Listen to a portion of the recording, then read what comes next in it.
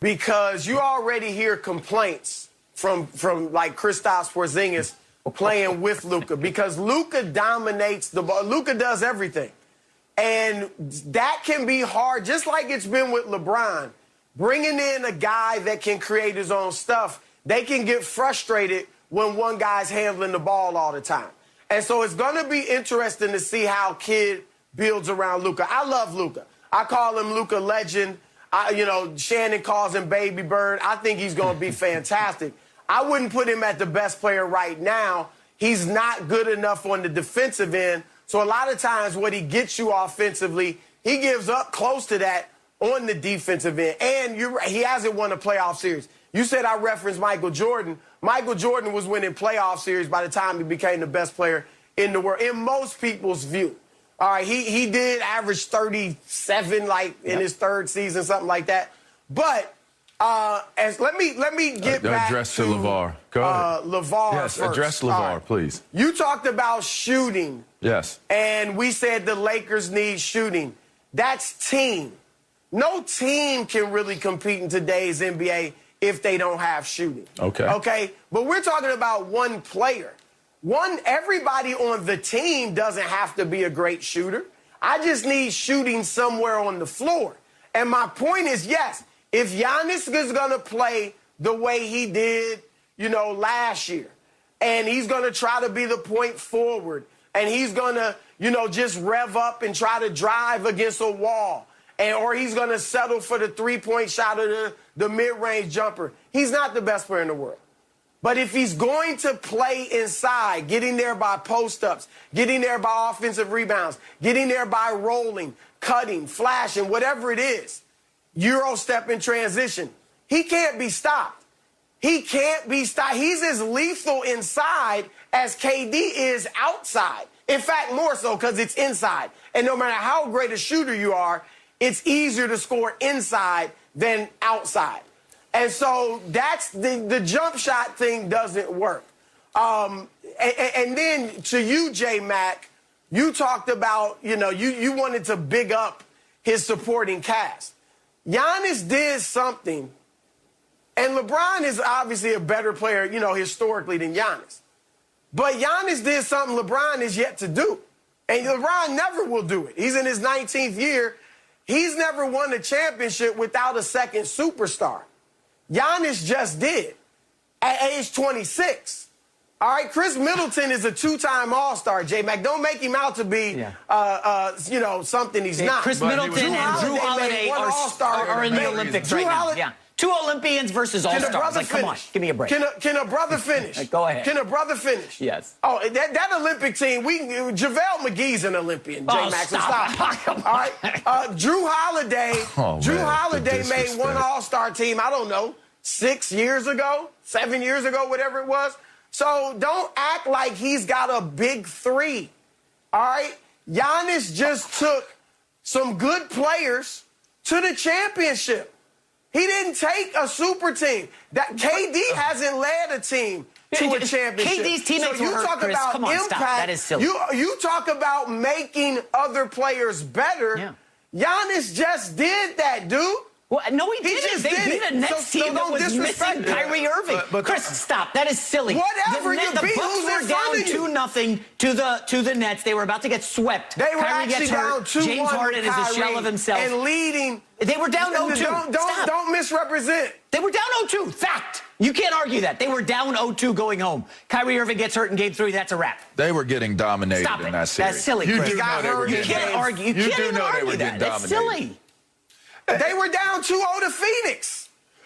And Kevin Durant was there. Why didn't Kevin Durant do something? You just by himself, yes. You just qualified. Yeah, he was great, but James Harden was there. Durant was great, but Durant was there, James and Harden Giannis was there. 75%. And you said in any situation, I can call on KD. But LeVar, I remember the situation when Giannis faced up KD late in the game, drove at him, turned around, backed him down, and hooked over him. Yeah, and what about the time 2 years ago Giannis choked against the Raptors? What about 2 years ago, last year in the bubble, when Giannis and the Bucks got destroyed by the Heat? Just because they add Drew Holiday and win the championship because everybody else in the league is hurt, stop putting Giannis at the top. Kevin Durant is ahead of Giannis. LeVar's right on that. Are we? Luka's ahead of both of them, but are we gonna? Okay, so now we're going back in history. We're going to go back to the time when LeBron struggled against Dallas. Yeah, you want to go back a decade versus a year or two? Sure, go for it. That disqualifies him from being best in the world. We're going to go back to the time when KD dropped a 3-1 lead to Golden State in the Western Conference Finals. That disqualifies 4 years ago alongside Is that Russell how we rolling, J-Mac? No, that's not how Is that how we're rolling? 4 years compared to one? Well, you just stop rolling like that. A decade? LeVar, talk some sense into this guy. I don't know what's wrong with Broussard. Giannis? You brought up Luka, and I love Luka, but it's too premature. Let Luka win a playoff. You disrespect the L.A. Clippers every time you get a chance. The paper clips. And now you want to use as an argument that Luka took them to 6? As much as I disrespect him, remember, you love to gas up Kawhi Leonard as a great two-way player, Paul George a great wing defender. Neither of them could stop Luka. He destroyed both Kawhi and Paul George. Actually, they destroyed them. 35, 10, and 7. They could not check him man-to-man. Could not.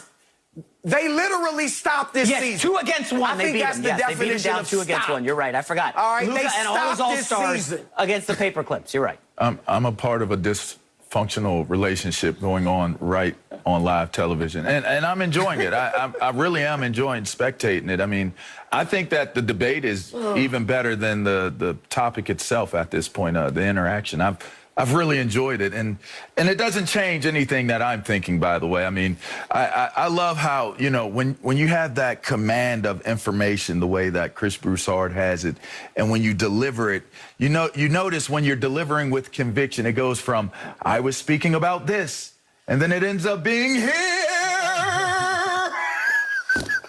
He's fired up early on Friday. Look. I hear what you're saying, and I appreciate the passion. I got LeVar singing because he can't compete with the facts. So he's going to his charisma, you know, all that. That could be. He's about to tell us a story from his career. That could be true. Well, they say that makes for good television. That's why I like to throw out those nice personal touches of stories so the people can relate, because y'all might have been flying over people's heads with y'all discussion points. I'm going to bring it back down to real life and real earth. You sat there and said all of the ifs about Giannis. If Giannis does this in transition, if Giannis moves around and does this, if Giannis does the posting up and does that, all these different things that you're saying, if KD decided to play better defense, I only have one. You said like 4 or 5 different things to justify what Giannis. He doesn't have to rebound. That's not for him to have to rebound. Especially if he's touching the bottom of the net. KD averaged 10 boards against Giannis in that series. 35 and 10. The point is, I'm taking all of the elements that are on the table right now. I'm looking at the elements on the table, not the if, ands, or buts. And if I'm taking out the if, ands, or buts of both of these guys' games, and I had to compare them up and up, head to head, nose to nose, Kevin Durant is a higher player on the board than what Giannis is. That's the bottom line. You can throw out all the statistical categories you want to throw out to try to justify otherwise. But if you stack these two side by side and say, which of these two players are the better of the two players, you are not going to go with Giannis. You are not. You're going to look at Kevin Durant and what Kevin Durant brings to the table as a player. You are not going to sit there and go to Giannis and say that Giannis is the better player. It's as simple as that. We could try to be as philosophical as we want to be. It's as simple as KD is the best player on the planet right now. For whatever it's worth, whatever his weaknesses are, whatever his strengths are, KD is the best player, period. Chris, one of the big issues with this topic... Wait, hold on, Chris, one second. Chris, 1 second. One of the big issues with this topic is teammates. A lot of people... I texted a prominent trainer in the NBA last night after we got sent this topic, and his instant response was, it's LeBron. Kevin Durant has to win without superstars.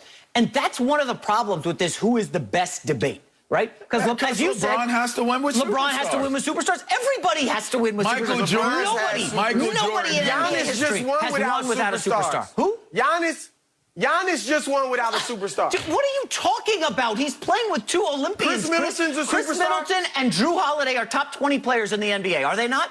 Chris Middleton's, I think, a max player. No, they're not. Did Chris Middleton get a max deal, Chris? Chris Middleton is not a superstar. Did he get a max deal?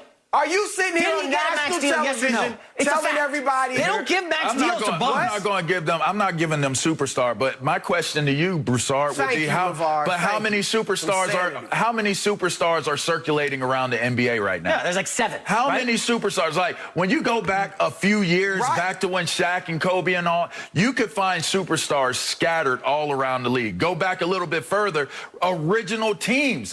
Like, sometimes I get a little bothered when we talk about the Michael Jordans and you know, the Isaiah Thomases and stuff like that, because they already were superstar-driven teams. They already were loaded, stacked teams back in those days. You look at the Knicks, you look at the Bulls, you look at the Pistons, you look at the Celtics, you look at the Lakers.